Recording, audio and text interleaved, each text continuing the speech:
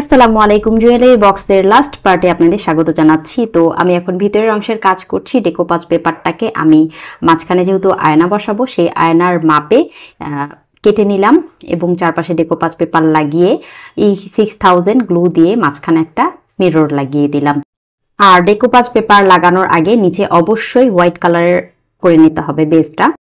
যেখানে আমরা জুয়েলারি রাখবো সেখানে আমি একটা ফেল্ট পেপার মাপ মতো কেটে নিয়ে ফেভিকলের এমআর আঠা ভালোভাবে লাগিয়ে নিয়ে চারপাশে সেটা বসিয়ে দিব। এই জুয়েলারি বক্স বানানোর প্রথম এবং দ্বিতীয় পার্ট কিন্তু আমার ফেসবুক পেজেই দেওয়া আছে, আপনারা চাইলে দেখে নিতে পারেন। আর ফুল ভিডিও কিন্তু ইউটিউব চ্যানেলে দিয়ে দিয়েছি, এজন্য আপনারা যদি কেউ বুঝতে না পারেন তাহলে ইউটিউব চ্যানেলের ভিডিওটা দেখে নেবেন। আর এখানে আমি মন্ট মার্ট এর গ্লসটা ইউজ করছি, উপর দিয়ে ভালোভাবে চারপাশে লাগিয়ে নিচ্ছি, কিন্তু মিররের অংশ কিন্তু লাগাবেন না, মিররের অংশ লাগালে সেটা ঝাপসা হয়ে যাবে। এই তো কমপ্লিট হয়ে গেল চারপাশে গ্লস লাগানোর পরে। কেমন লাগলো ভিডিও জানাতে ভুলবেন না। লাস্ট আমার জুয়েলারি বক্সে সব আমার হ্যান্ডমেড জুয়েলারিগুলো এখানে রেখে দিলাম। আল্লাহ হাফেজ।